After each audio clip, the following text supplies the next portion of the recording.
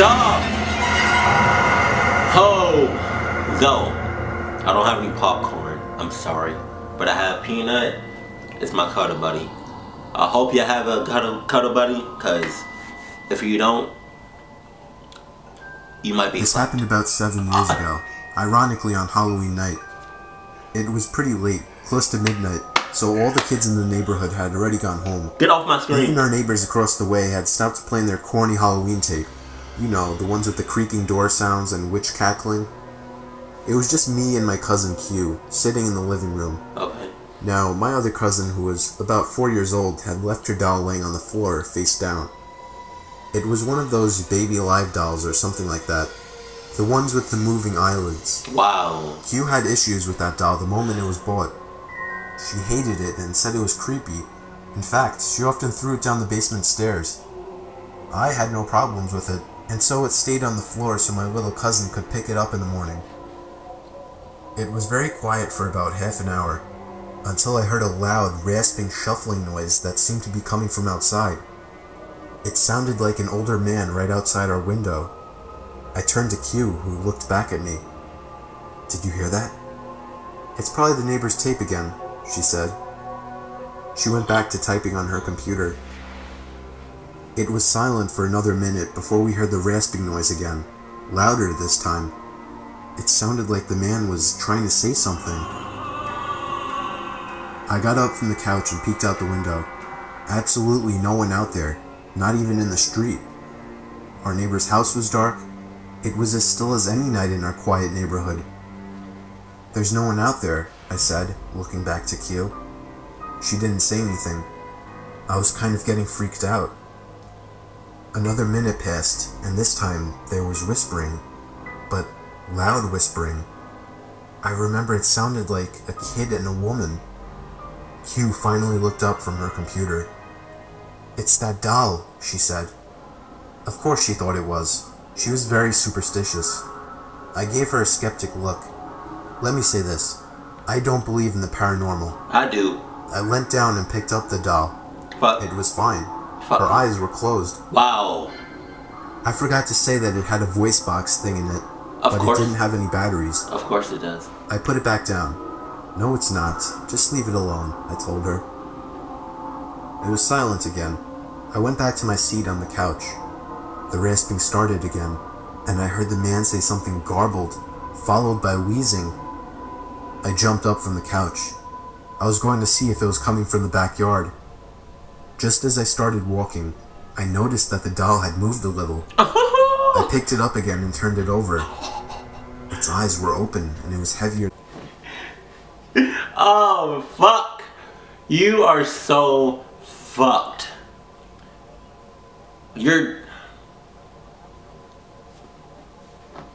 That's like you picking up an inanimate object, right, that pretty much is possessed or that has some paranormal shit going on in it or around it. You picking that doll up, that's equivalent to like you shaking hands with a ghost, like a ghost that's not good.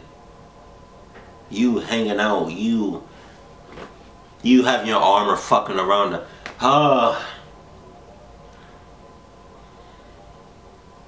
If you don't believe in shit like this, you better start real fast. Than before. I dropped it and Q threw it down the basement again. I still have no idea what to think. Q denies it ever happened, and my little cousin never asked about her doll after that. I saw the doll only one time after that, on the top basement step laying on its side. This time, I pushed it down the steps. What the fuck? I was up late reading on a cold night. My bedroom is on the first floor, and I live alone in a relatively quiet and wooded area.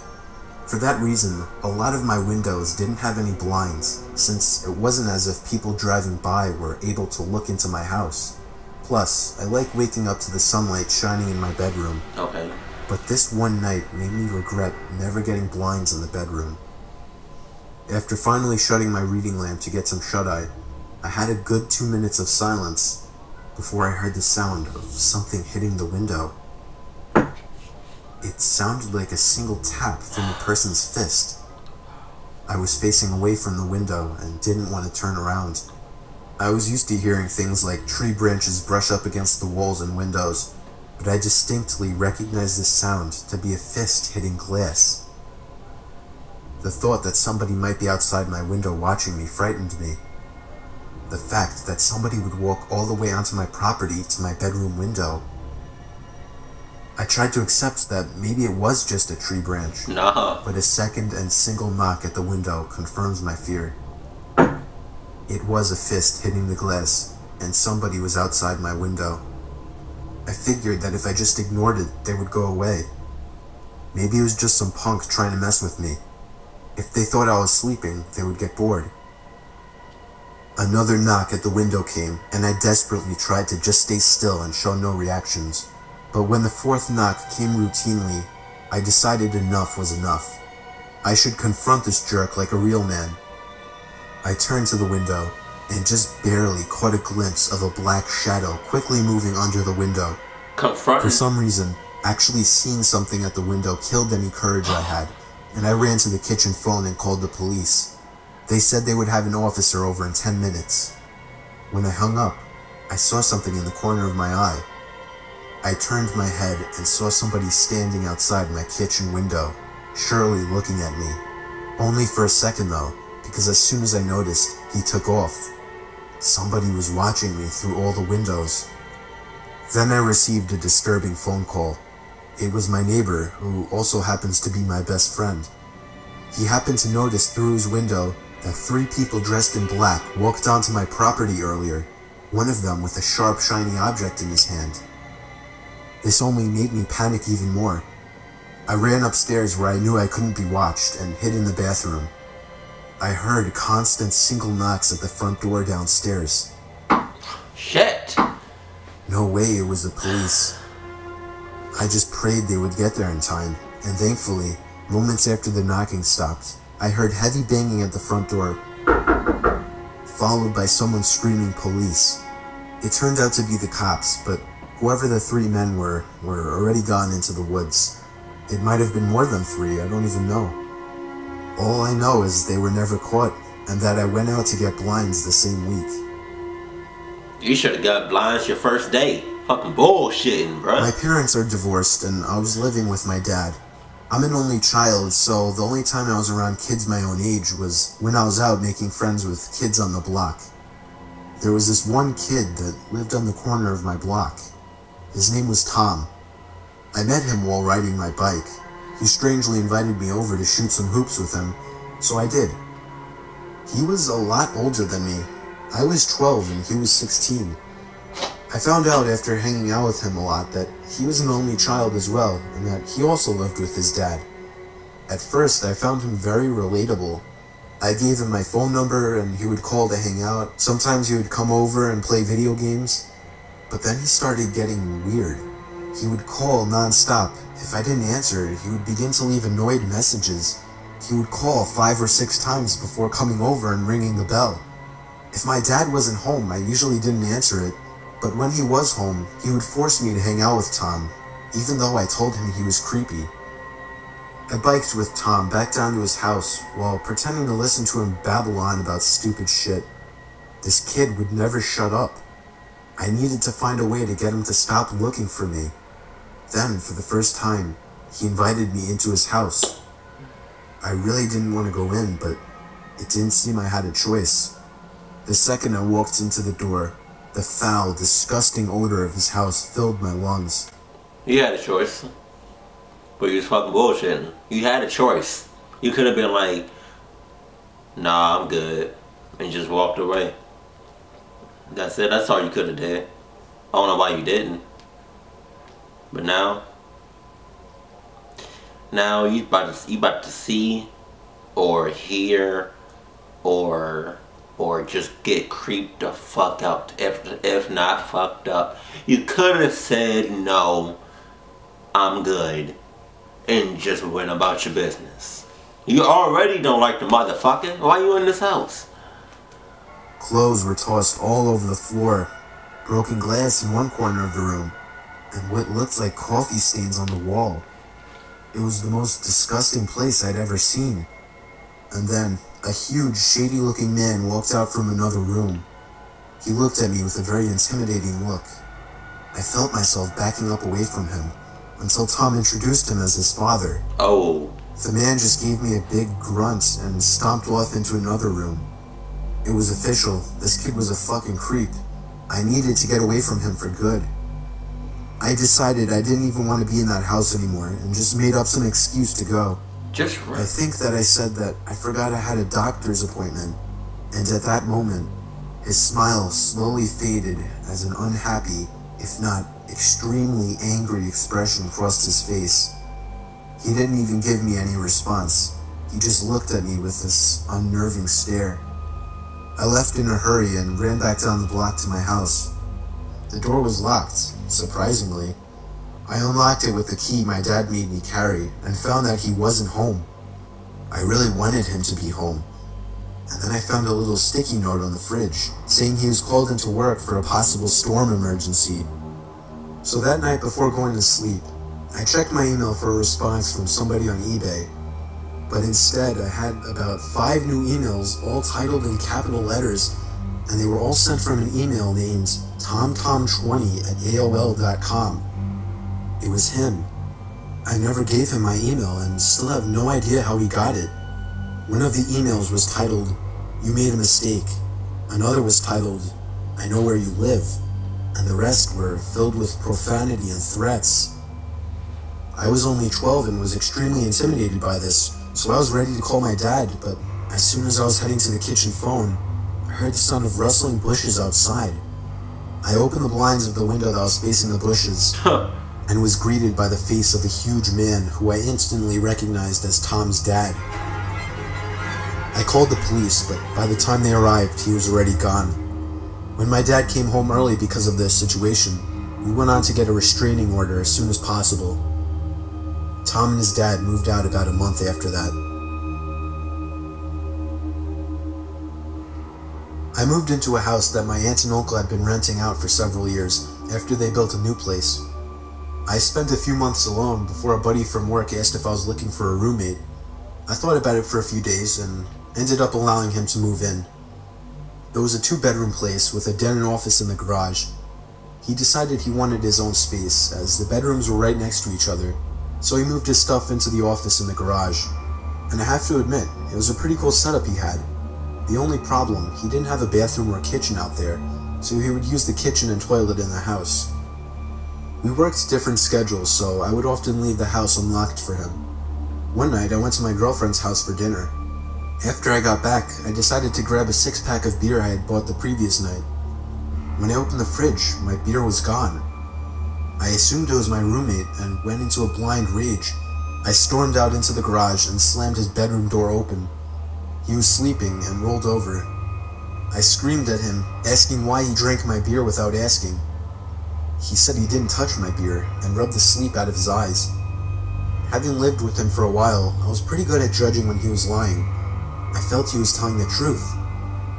My heart sank as I came to the realization that somebody had stolen our beer from the fridge and whatever else. We went back into the house and made sure everything was in its place. The TV was there, all the furniture. It wasn't until I went into my bedroom and realized my $2,000 laptop was gone that we began to panic. My buddy called the cops and we searched high and low for the beer and laptop, thinking I might have misplaced them. We soon gave up and began to search the yard for whoever had done this. We didn't live alone in this house though. There was a room that had been built on several years after the house was built. My aunt's dying mother spent her last couple of years living there, as it was easy for my aunt and uncle to care for her during her sickness. When she died, they began to rent the room out to a strange woman, before eventually moving out themselves and renting the rest of the house out.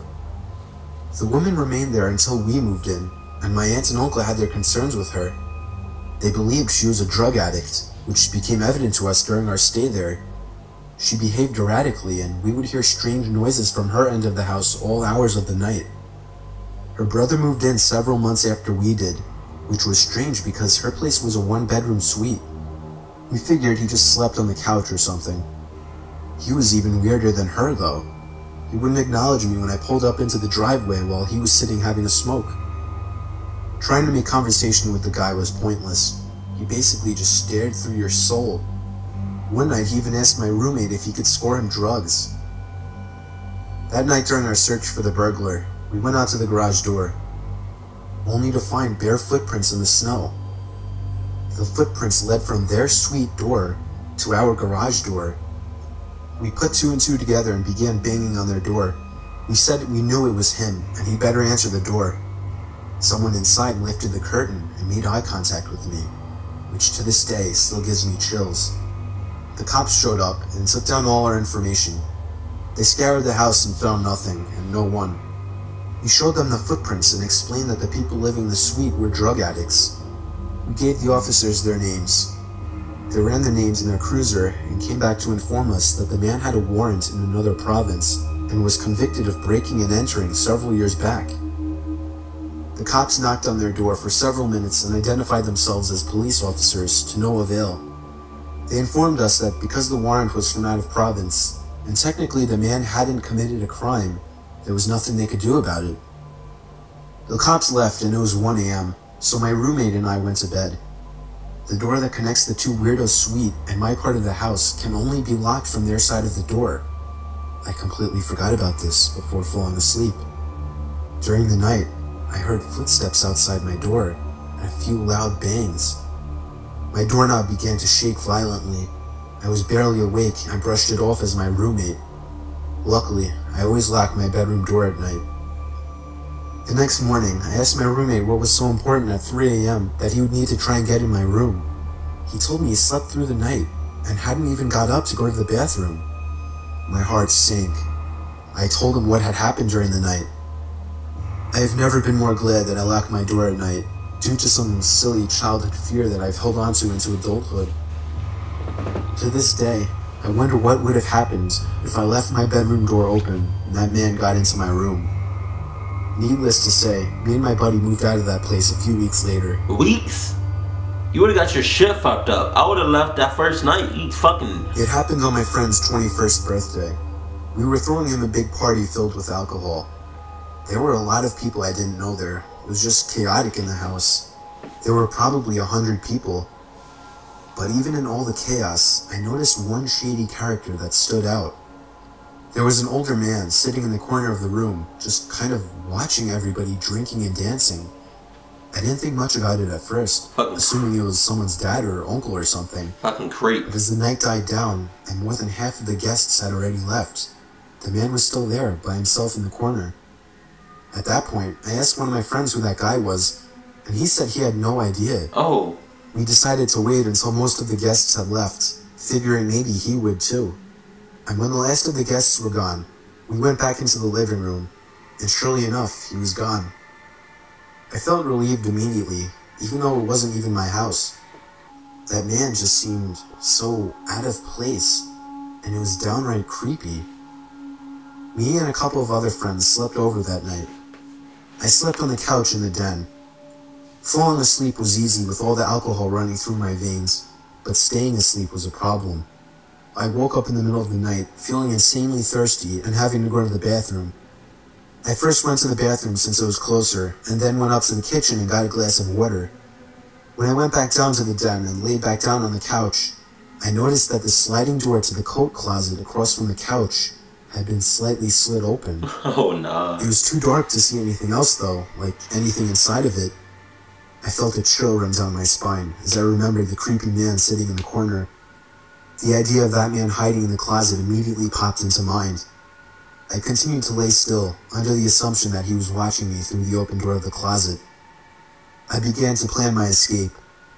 I could jump over the other couch and land right next to the stairway upstairs to the living room, but I just had to gather up the courage to do it.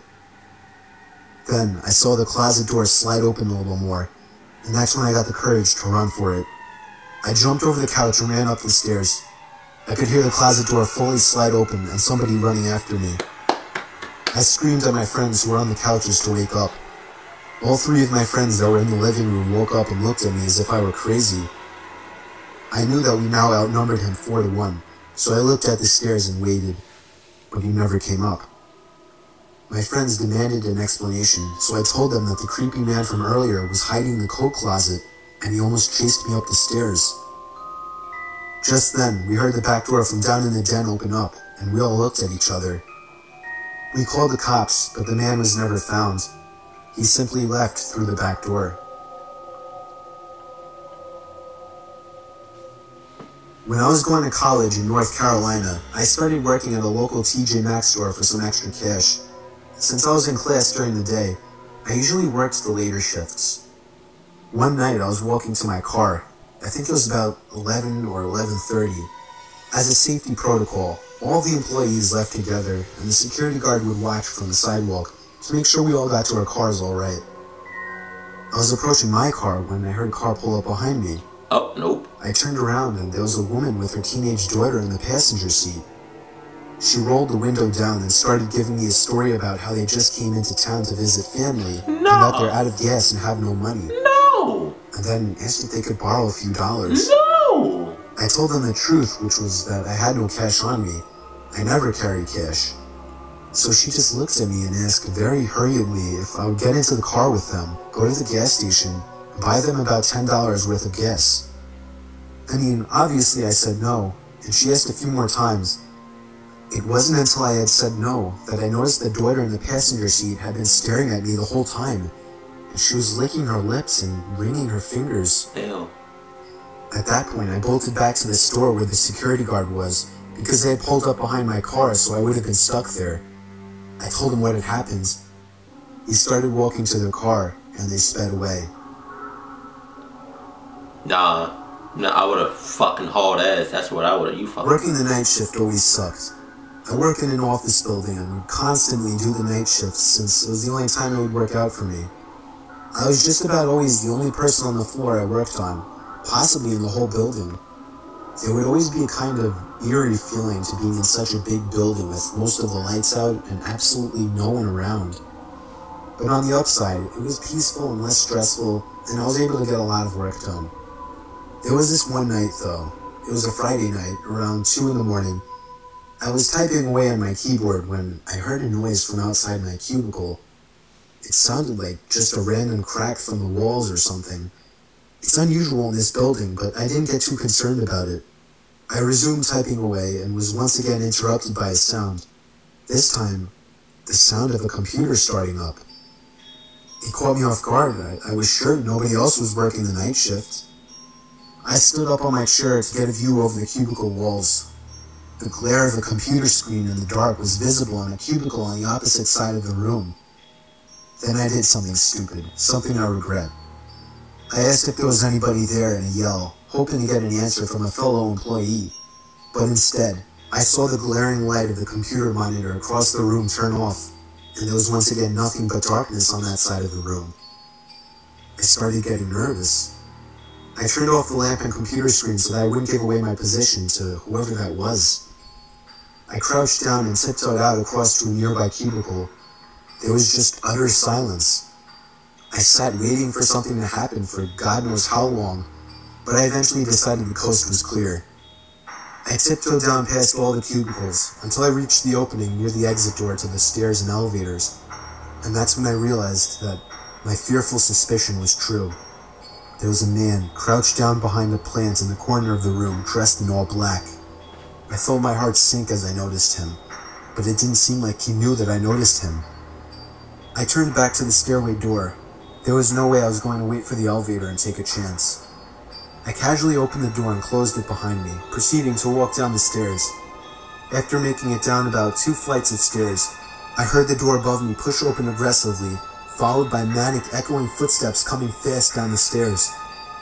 I raced down the stairs, running as fast as I could, all while the footsteps above me were getting louder.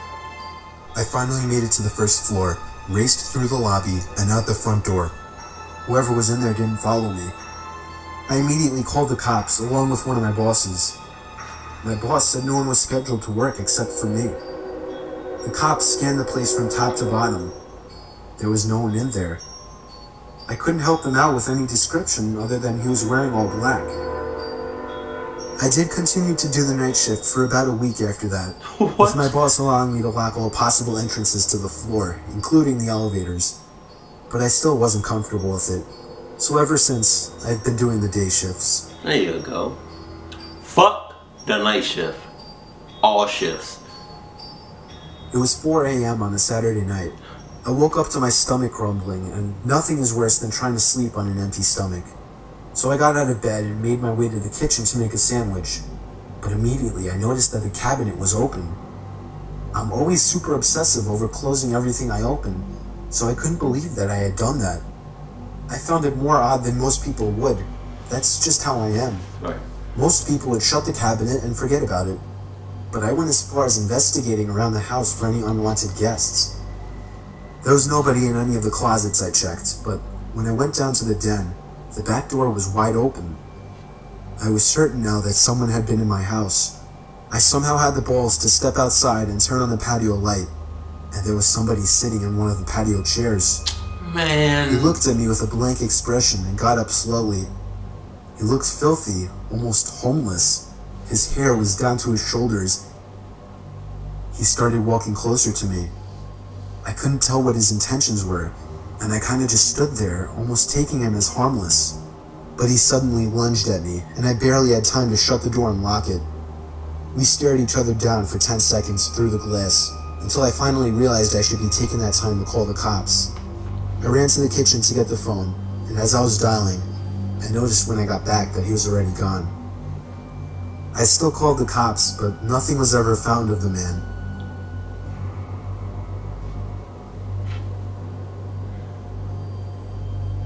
This is a very weird story that took place a few months ago. I still live in the same house this happened in. I have an electrical outlet under my bed that I use to charge my phone with. I leave my phone up on the ledge above my bed every night, usually using it as an alarm. However, something strange started happening on a Monday night in February. I woke up to my alarm clock blasting. Only it was still dark out. Fuck. I looked at my actual alarm clock sitting on my desk. It was 4 in the morning. I wasn't sure if I had accidentally set a new alarm. The alarm was titled Down. I unset it and went back to sleep, not overthinking it. The next night, I woke up again to the sound of my phone's alarm clock blasting. I saw that the time was 3 in the morning, and the alarm clock title was set to Beneath. No way had I set that alarm. I would remember something like that. I figured my brother was playing a joke on me somehow. The next morning, I told my dad to tell him to stop messing with my alarm clock, that it's interrupting my actual sleep on school nights. But he swore on his life that he had never touched it, and I kinda believed him. That night, I put a password on my phone and wrote it on a sticky note just for safekeeping. I hid the sticky note on the wall behind my bed and made sure no extra alarms were set. The only one was set for 8 a.m. I fell asleep, but once again, I woke up to the blasting alarm clock in total darkness. 2 a.m. The alarm was titled The. I was a little freaked out now. Something was really wrong with my phone. I was sure someone was hacking into it. The next day I left it off for the whole day in hopes that whoever was messing with it would forget about it. And that night I used my actual alarm clock on my desk as an alarm instead. I set it to 8 a.m. and went to sleep. But when I woke up, there was once again no sunlight. My alarm clock was off, so I couldn't see the time. It was my phone. It had been moved to the ledge. But the alarm clock sound wasn't the usual marimba. It was some kind of distorted screaming sound.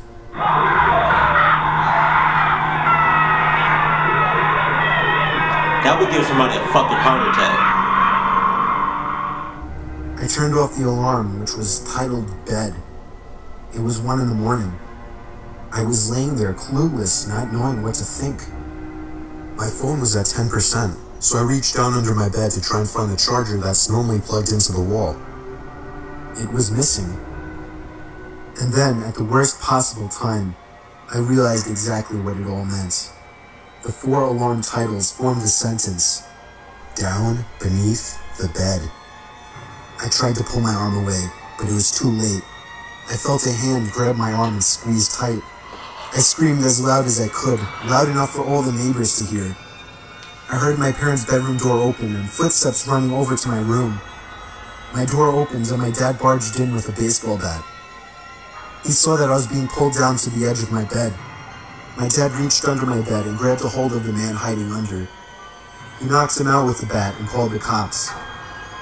The man clearly didn't plan that out, as he basically trapped himself under my bed. Police told us that he was a registered sex offender who had been arrested 10 times. Wow. He's extremely messed up in the head, and clearly gains pleasure from messing with and scaring his victims. It scares me the most that he was in our house and under my bed for 4 days.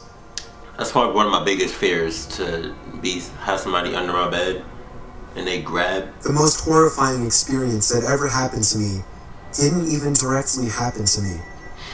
I have a friend that I'll call Ty. Okay. We would hang out or at least text every day. But there was this one day that he didn't respond to any of my texts or calls. I went over to his house, which was a block away, to see if he was alright. I knocked and rang, but he didn't answer, which was weird because his car was there. I got the feeling he wanted to be left alone.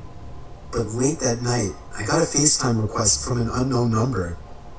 I cautiously answered it with the camera aimed away from my face. Really? A face popped up on the screen, and it was Ty.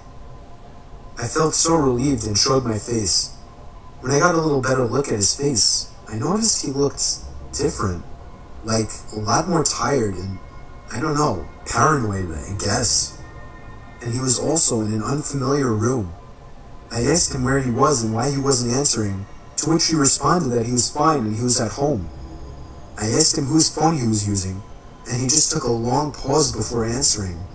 He just blankly stared at the camera until finally answering that he was using his uncle's phone. That was really weird, but before I could question him further, he all of a sudden demands that I lend him $10,000 and that he'll pay me back. I can't help but laugh at this until I see that he's serious. More than just serious. His facial expression filled with what looked like worry. I asked him why the hell he needed so much money, and there was once again a huge pause, with him just staring into the camera. He finally says he has to go, and with that, the call ended. It was probably one of the weirdest and most unnerving experiences of my life. I had never seen him act so weird. Something was clearly wrong with him. But it was late, and I figured I would just go over to his house tomorrow and talk with him. The next day, first thing in the morning, I went straight over to his house and rang the doorbell about 10 times. He didn't answer. I eventually gave it up as a lost cause.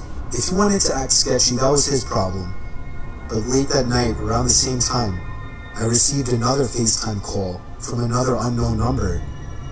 I answered it, and it was again Ty. Why? But this time, he looked like shit. His hair was a mess. He had a cut on his forehead. He had bags under his eyes. I didn't understand what the hell was wrong with him. He wouldn't tell me anything. He just kept demanding $10,000 to be paid to some random address, to which I kept telling him no. And then he said something that still haunts me. He said in a shaky, nervous voice, "Come on, don't point a gun at my back."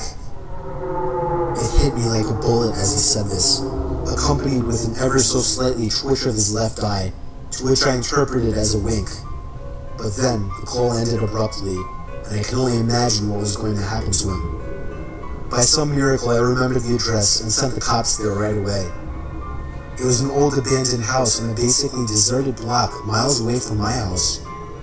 They found Ty in the basement, beaten senseless and barely alive, but they got to him just in time.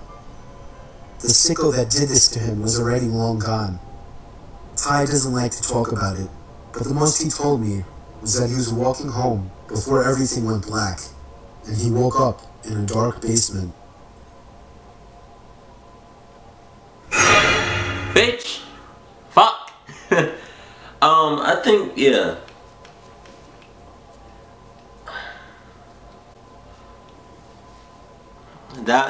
The one where the guy, like, he felt somebody like somebody actually grabbed his leg or something from underneath his bed.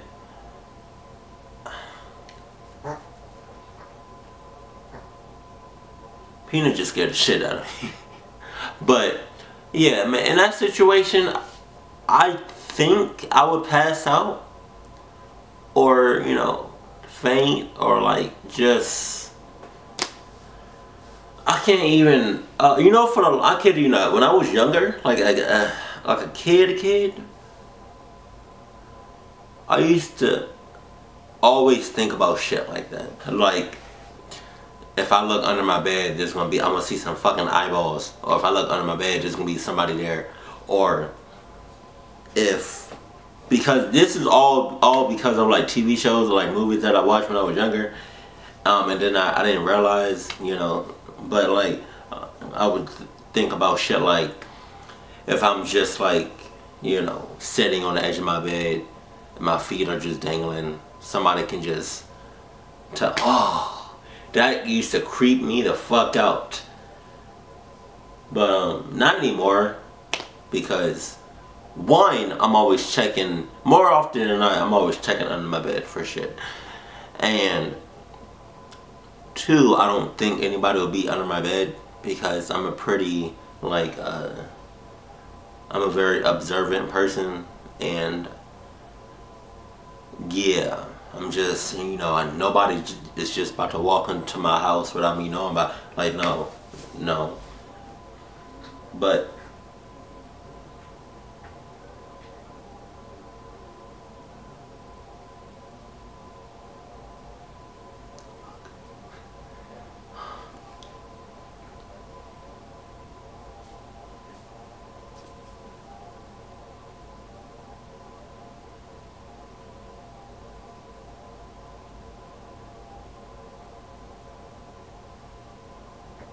I'm gonna have to stop the video. I'm sorry, because it's late as shit, and I just got finished doing all of these shits, all of these horror, creepy videos, and now I'm hearing shit.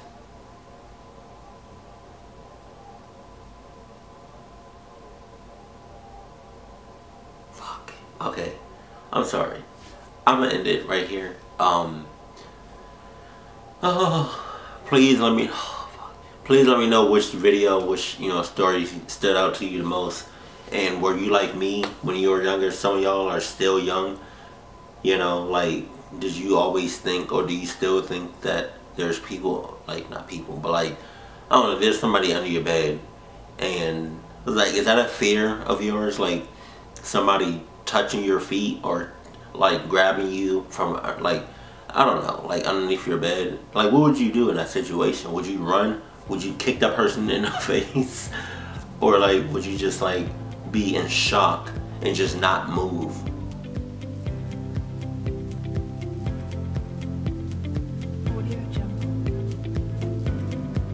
See, I love and hate reacting to horror videos at night. That's the love-hate relationship. Shit. Until next time, keep it cool, keep it classy, and I love you. Stay happy. Bye, fam.